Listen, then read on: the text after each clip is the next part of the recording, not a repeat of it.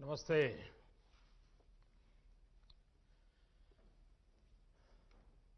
અમદાવાદ અને સુરતના બધા લોકો હવે ઉધિયા જલેબીમાંથી નવરા પડ્યા હશે.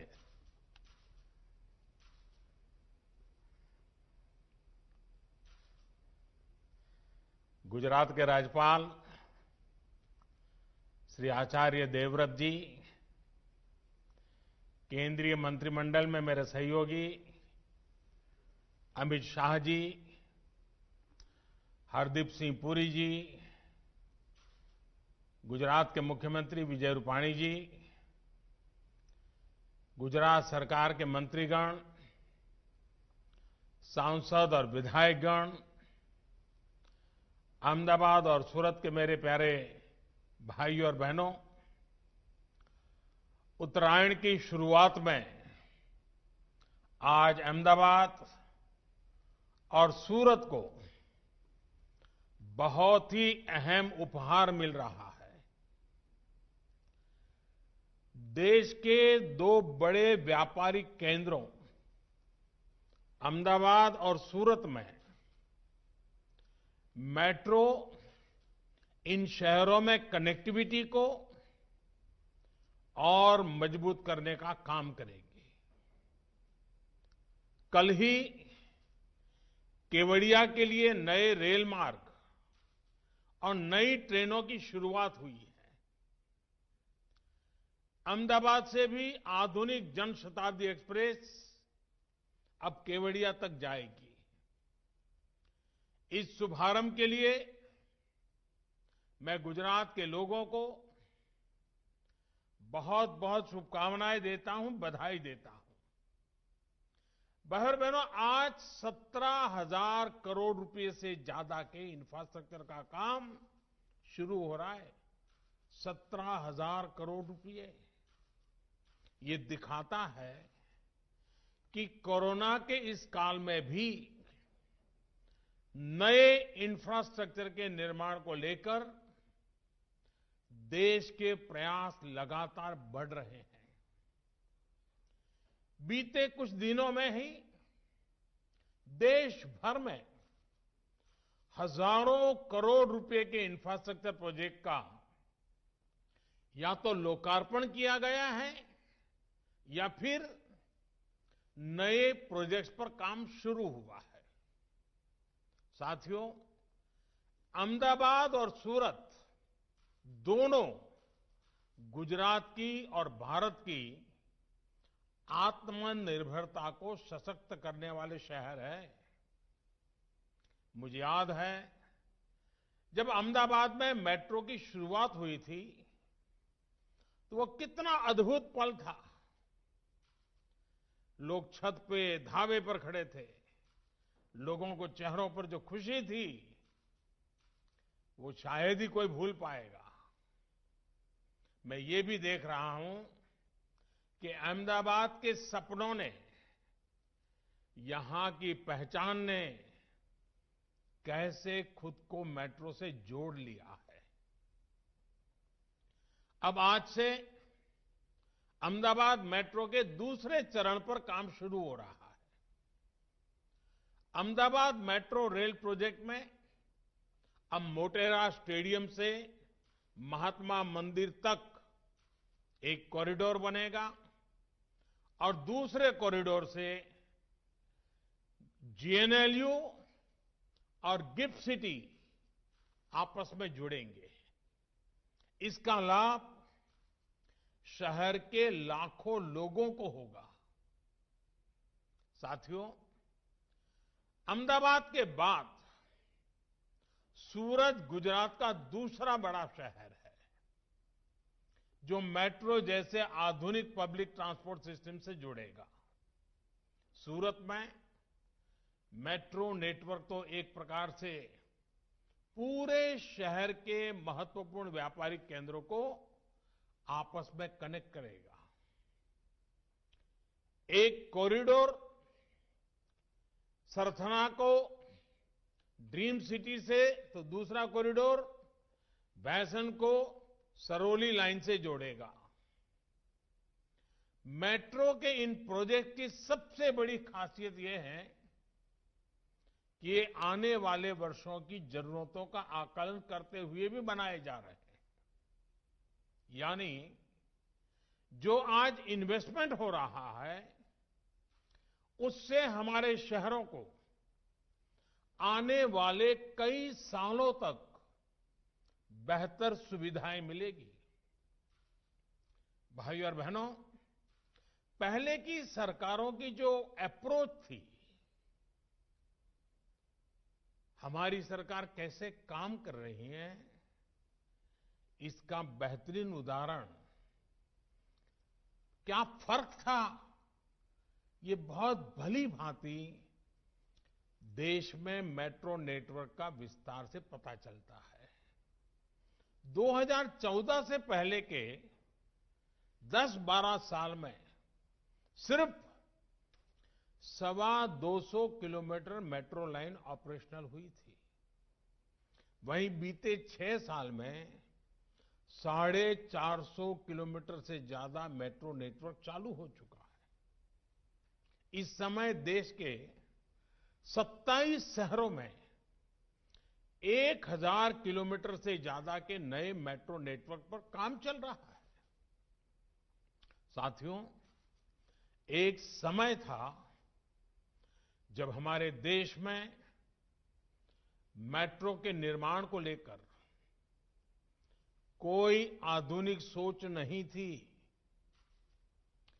देश की कोई मेट्रो पॉलिसी भी नहीं थी। नतीजा ये हुआ कि अलग अलग शहरों में अलग अलग तरह की मेट्रो, अलग अलग तकनीक और व्यवस्था वाली मेट्रो बनने लगी। दूसरी दिक्कत ये थी कि शहर के बाकी ट्रांसपोर्ट सिस्टम का मेट्रो के साथ कोई तालमेल ही नहीं था। आज हम शहरों के ट्रांसपोर्टेशन को एक इंटीग्रेटेड सिस्टम के तौर पर विकसित कर रहे हैं। यानी बस, मेट्रो, रेल सब अपने अपने हिसाब से नहीं दौड़े, बल्कि एक सामूहिक व्यवस्था के तौर पर काम करें, एक दूसरे को पूरक बने। यहां अहमदाबाद मेट्रो में ही जो नेशनल कॉमन मोबिलिटी कार्ड, जब मैं वहां आया था, लॉन्च हुआ था, वो भविष्य में इस इंटीग्रेशन में और मदद करने जा रहा है। साथियों, हमारे शहरों की आज की क्या जरूरत है और आने वाले 10-12 सालों में क्या जरूरत होगी, इस विजन को लेकर हमने काम शुरू किया। अब जैसे सूरत और गांधीनगर को ही ले लीजिए। 2 दशक पहले सूरत की चर्चा इसके विकास से भी ज्यादा प्लेग जैसी महामारी के लिए होती थी। लेकिन सूरत वासियों में सभी को गला लगाने का जो स्वाभाविक गुण है, उसने स्थितियों को बदलना शुरू कर दिया। हमने हर उद्यम को गले लगाने वाली सूरत स्पिरिट, ये सूरत स्पिरिट पे बल दिया। आज सूरत आबादी के लिहाज से एक तरफ देश का 8वां बड़ा शहर है, लेकिन दुनिया का 4था सबसे तेजी से विकसित होता शहर भी है। दुनिया के हर 10 हीरो में से 9 सूरत में तरासे जाते हैं। आज देश में कुल मैन मेड फैब्रिक का 40% और मैन मेड फाइबर का करीब 30% प्रोडक्शन हमारे सूरत में होता है। आज सूरत देश का दूसरा सबसे स्वच्छ शहर है। भाइयों और बहनों, ये सब कुछ एक बेहतर प्लानिंग और संपूर्णता की सोच के साथ संभव हो पाया है। पहले सूरत में करीब 20% आबादी झुग्गियों में रहती थी। अब गरीबों को पक्के घर मिलने से ये घट करके 6% रह गई है। शहर को भीड़भाड़ से मुक्त करने के लिए बेहतर ट्रैफिक मैनेजमेंट से लेकर अनेक दूसरे कदम उठाए। आज सूरत में 100 से ज्यादा पुल हैं, जिनमें से 80 से ज्यादा बीते 20 सालों में बनाए गए हैं और 8 पुलों का निर्माण जारी भी है।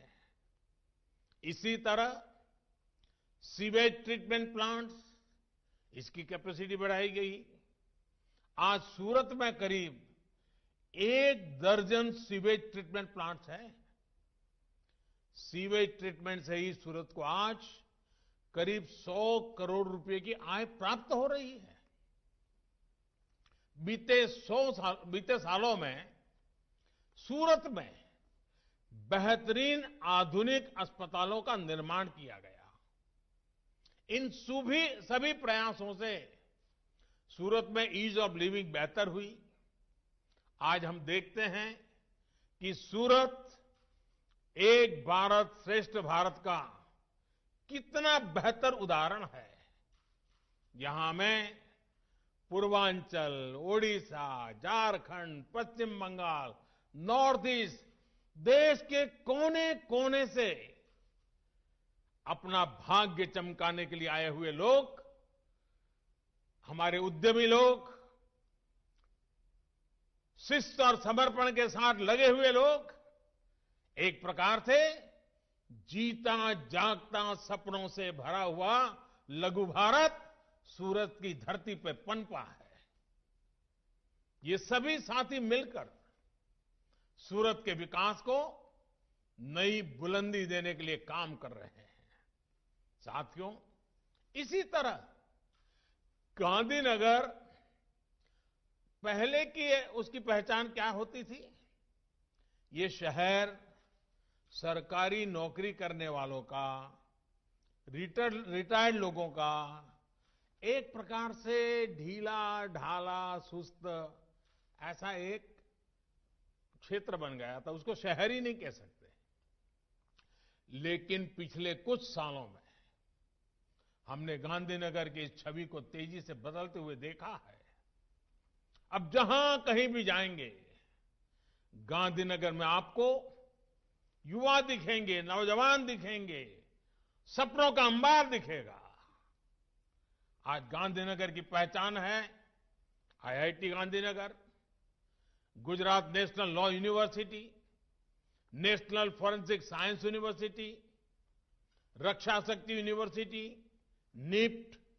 आज गांधीनगर की पहचान है Pandit Deendayal petroleum university, Indian institute of teachers education, Dhirubhai Ambani institute of information and communication technology, national institute of design, बाइसेक्ट। अनगिनत मैं कह सकता हूं। इतने कम समय में भारत का भाग्य गढ़ने वाले लोगों का गणना निर्माण कार्य गांधीनगर की धरती पे हो रहा है। इन संस्थानों से केवल शिक्षा के क्षेत्र में परिवर्तन नहीं आया, बल्कि इन संस्थानों के साथ साथ कंपनियों के कैंपस भी यहां आना शुरू हुए। गांधीनगर में युवाओं लिए रोजगार के अवसर बढ़े। इसी तरह गांधीनगर में महात्मा मंदिर कॉन्फ्रेंस टूरिज्म को भी बढ़ा रहा है। अब प्रोफेशनल्स, डिप्लोमेट्स, थिंकर्स और लीडर्स यहां आते हैं, कॉन्फ्रेंस करते हैं। इससे शहर को एक नई पहचान भी मिली है और एक नई दिशा भी मिली है। आज गांधीनगर के शिक्षा संस्थानों, आधुनिक रेलवे स्टेशन, गिफ्ट सिटी, ऐसे प्रोजेक्ट्स, इंफ्रा के अनेक आधुनिक प्रोजेक्ट्स, इसने गांधीनगर को जीवंत कर दिया है। एक प्रकार से स्वप्निल शहर बना दिया है। साथियों, गांधीनगर के साथ ही अहमदाबाद में ही ऐसी अनेकों परियोजनाएं हैं जो आज शहर की पहचान बन चुकी है। साबरमती रिवर फ्रंट हो, कांकरिया लेक फ्रंट हो, वाटर एरोड्राम हो, बस रैपिड ट्रांजिट सिस्टम हो, मोटेरा में विश्व का सबसे बड़ा स्टेडियम हो, सरखेज का 6 लेन गांधीनगर हाईवे हो, अनेकों अनेक प्रोजेक्ट्स बीते वर्षों में बने हैं। एक प्रकार से अहमदाबाद की पौराणिकता को बनाए रखते हुए शहर की आधुनिकता का आवरण पहनाया जा रहा है। अहमदाबाद को भारत का पहला वर्ल्ड हेरिटेज सिटी घोषित किया गया है। अब अहमदाबाद के पास धौलेरा में नया एयरपोर्ट भी बनने वाला है। इस एयरपोर्ट को अहमदाबाद से कनेक्ट करने के लिए अहमदाबाद धौलेरा मोनोरेल को भी हाल में स्वीकृति दी जा चुकी है। इसी तरह अहमदाबाद और सूरत को देश की आर्थिक राजधानी मुंबई से जोड़ने वाली बुलेट ट्रेन पर भी काम की प्रगति पर है। साथियों, गुजरात के शहरों के साथ साथ ग्रामीण विकास में भी बीते सालों में अभूतपूर्व विकास हुआ है। विशेष रूप से गांवों में सड़क, बिजली, पानी की स्थिति में कैसे बीते 2 दशकों में सुधार आया है, वो गुजरात की विकास यात्रा का बहुत अहम अध्याय है। आज गुजरात के हर गांव में ऑल वेदर रोड कनेक्टिविटी है। जनजातीय क्षेत्रों के गांवों में भी बेहतर सड़कें हैं। साथियों, हम में से अधिकांश ने वो दौर देखा है जब गुजरात के गांवों तक ट्रेन और टैंकरों से पानी पहुंचाना पड़ता था। आज गुजरात के हर गांव तक पानी पहुंच चुका है। इतना ही नहीं, अब करीब 80% घरों में नल से जल पहुंच रहा है। जल जीवन मिशन के तहत राज्य में 10 लाख नए पानी के कनेक्शन दिए गए हैं। बहुत जल्द गुजरात के हर घर तक नल से जल पहुंचने वाला है। साथियों, सिर्फ पीने का पानी ही नहीं, बल्कि सिंचाई के लिए भी आज गुजरात के उन क्षेत्रों तक पानी पहुंचा है जहां कभी सिंचाई की सुविधा असंभव मानी जाती थी। सपने में भी कोई सोचता नहीं था। सरदार सरोवर डैम हो, सौनी योजना हो, वाटर ग्रिड्स का नेटवर्क हो, गुजरात के सूखाग्रस्त क्षेत्रों को हरित करने के लिए बहुत व्यापक काम किया गया है। मां नर्मदा का पानी अब सैकड़ों किलोमीटर दूर कच्छ तक पहुंच रहा है। माइक्रो इरिगेशन के मामले में भी गुजरात देश के अग्रणी राज्यों में शामिल है। भाइयों और बहनों, गुजरात में कभी बिजली की भी भारी समस्या रहती थी। गांवों में तो और संकट भीषण था।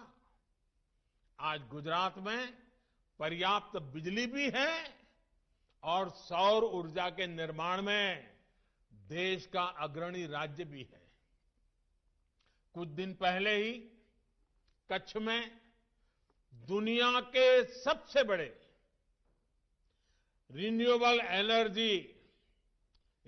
एनर्जी के प्लांट के लिए काम शुरू हुआ है, जिसमें सोलार भी है, विंड भी है। आज किसानों तक सर्वोच्च योजना के तहत सिंचाई के लिए अलग से बिजली देने वाला गुजरात पहला राज्य बन रहा है।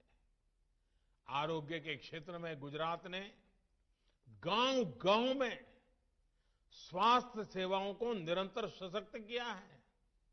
बीते 6 सालों में देश में स्वास्थ्य सेवा से जुड़ी योजनाएं शुरू हुई है, उनका भी लाभ गुजरात को बहुत व्यापक रूप से मिल रहा है। आयुष्मान भारत योजना के तहत गुजरात के 21 लाख लोगों को मुफ्त इलाज मिला है। सस्ती दवाइयां देने वाले 525 से ज्यादा जन औषधि केंद्र आज गुजरात में कार्यरत है। इसमें से लगभग 100 करोड़ रुपए की बचत गुजरात के सामान्य परिवार, खास करके मध्यम वर्ग, निम्न मध्यम वर्ग के परिवार, अगर उनके घर में बीमारी है तो सिर्फ इसके कारण 100 करोड़ रुपए जैसी रकम उनके जेब में बची है। ग्रामीण गरीबों को सस्ते घर दिलवाने में भी गुजरात तेजी से आगे बढ़ रहा है।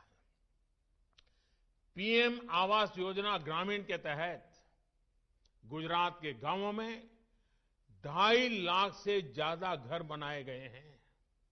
इसी तरह स्वच्छ भारत मिशन के तहत गुजरात के गांवों में 35 लाख से ज्यादा शौचालय का निर्माण हुआ है। गुजरात के गांवों के विकास के लिए कितनी तेजी से काम हो रहा है, इसका एक और उदाहरण है डिजिटल सेवा सेतु।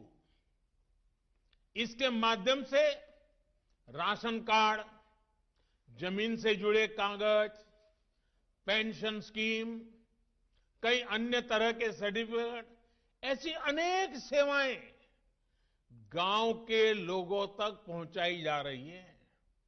ये सेतु पिछले साल अक्टूबर में ही लॉन्च किया गया था, यानी 4-5 महीने पहले, और मुझे बताया गया है कि जल्दी ही ये डिजिटल सेतु 8,000 गांवों तक पहुंचने वाला है। इसके माध्यम से 50 से अधिक सरकारी सेवाएं गांवों के लोगों को तक सीधी पहुंचेगी। मैं इस कार्य के लिए गुजरात सरकार की पूरी टीम को बहुत बहुत बधाई देता हूं। साथियों, आज भारत आत्मविश्वास के साथ फैसले ले रहा है, उन पर तेजी से अमल भी कर रहा है।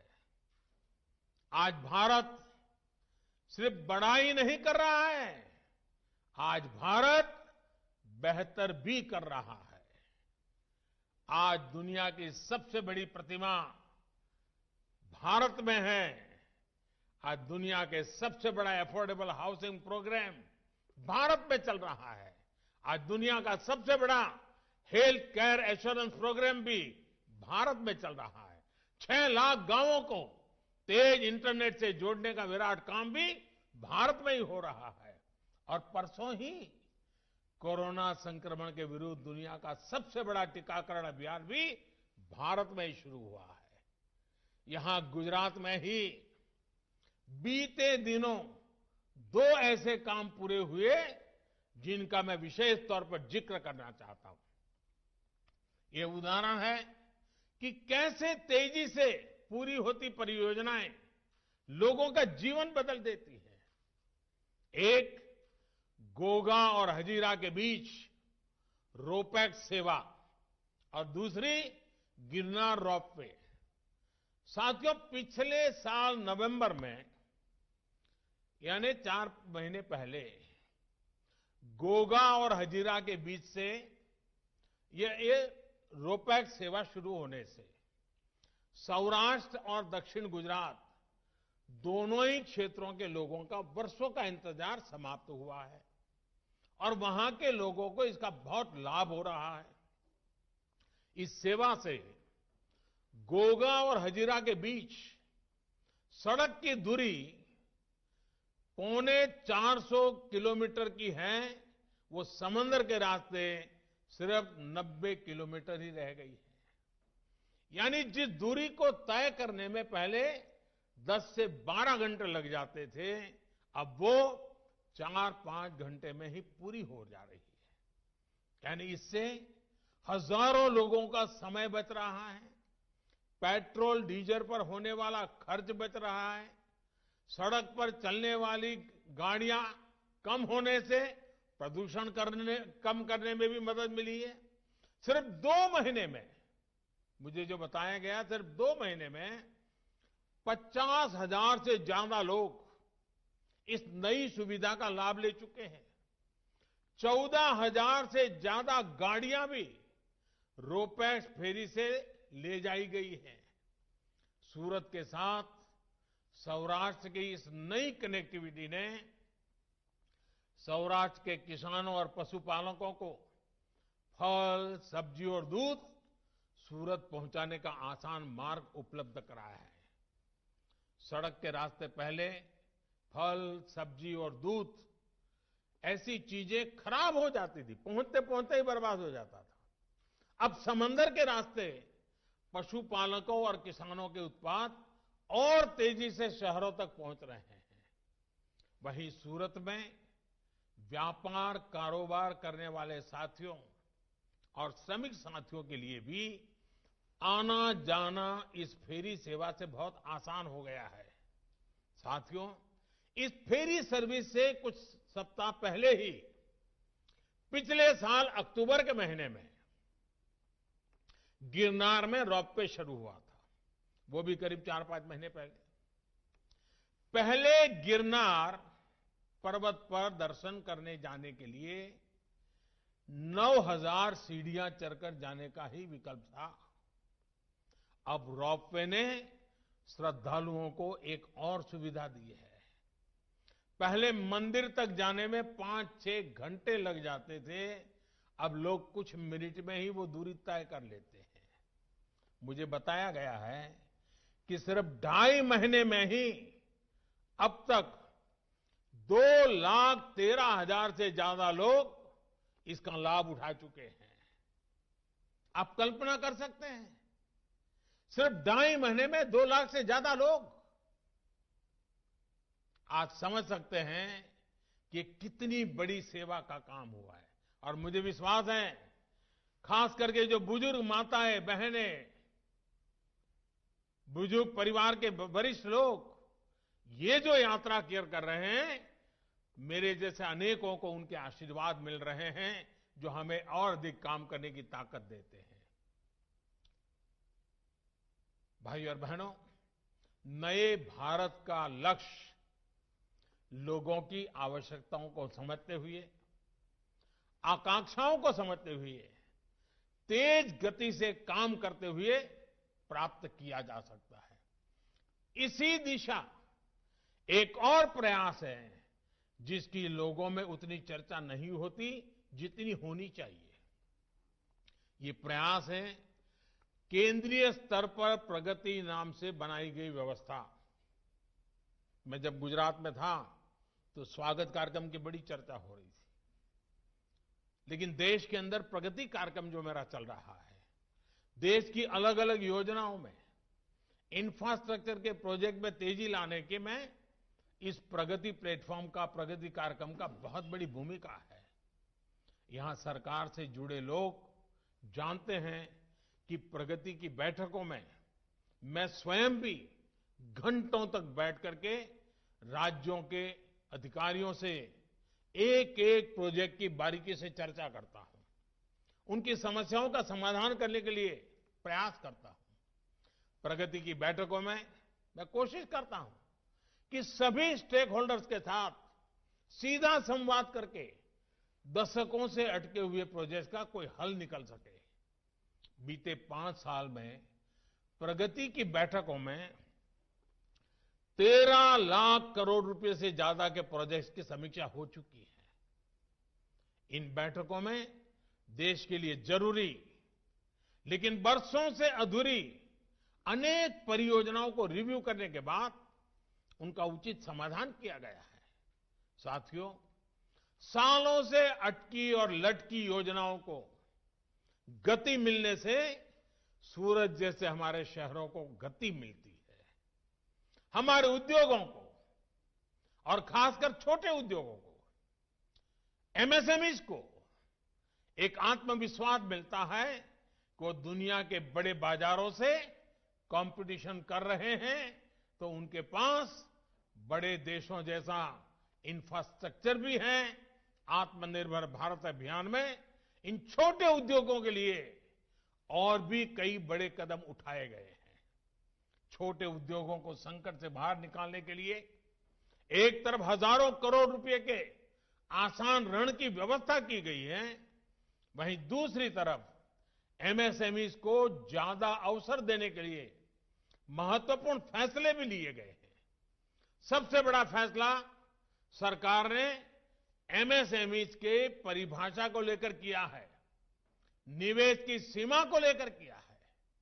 पहले एमएसएमईज का विस्तार करने से उद्यमी इसलिए बचते थे क्योंकि उनको सरकार से मिलने वाले लाभ खोने का डर रहता था। अब सरकार ने ऐसे प्रतिबंधों को हटाकर इन इकाइयों के लिए नए रास्ते खोले हैं। इसके साथ ही नई परिभाषा में मैन्युफैक्चरिंग और सर्विस एंटरप्राइज के भेदभाव को भी खत्म किया गया है। इससे सर्विस सेक्टर में भी नई संभावनाएं पैदा हुई हैं। वहीं सरकारी खरीद में भी भारत के एमएसएमईज को ज्यादा से ज्यादा मौके मिले, इसका प्रबंध भी किया गया है। कोशिश ये है कि हमारे छोटे उद्योग खूब फले फूले और उनमें काम करने वाले श्रमिक साथियों को बेहतर सुविधाएं, बेहतर जीवन मिले। साथियों, इन विराट प्रयासों के पीछे 21वीं सदी के युवा, भारत की युवा अनगिनत आकांक्षाएं हैं। वो आकांक्षाएं जो बुनियादी सुविधा और सुरक्षा के अभाव में पूरी होनी कठिन है। मुझे विश्वास है कि उन कठिनाइयों को दूर करना है, सपनों को सामर्थ्य देना है और संकल्प को सिद्ध करके रहना है। मुझे विश्वास है कि अहमदाबाद और सूरत के ये मेट्रो प्रोजेक्ट इन शहरों के हर साथी की आकांक्षाओं और अपेक्षाओं को पूरा करेंगे। इसी विश्वास के साथ गुजरात के सभी भाइयों बहनों को, खास करके अहमदाबाद और सूरत के नागरिक भाइयों बहनों को मेरी तरफ से बहुत बहुत बधाई है, बहुत बहुत धन्यवाद।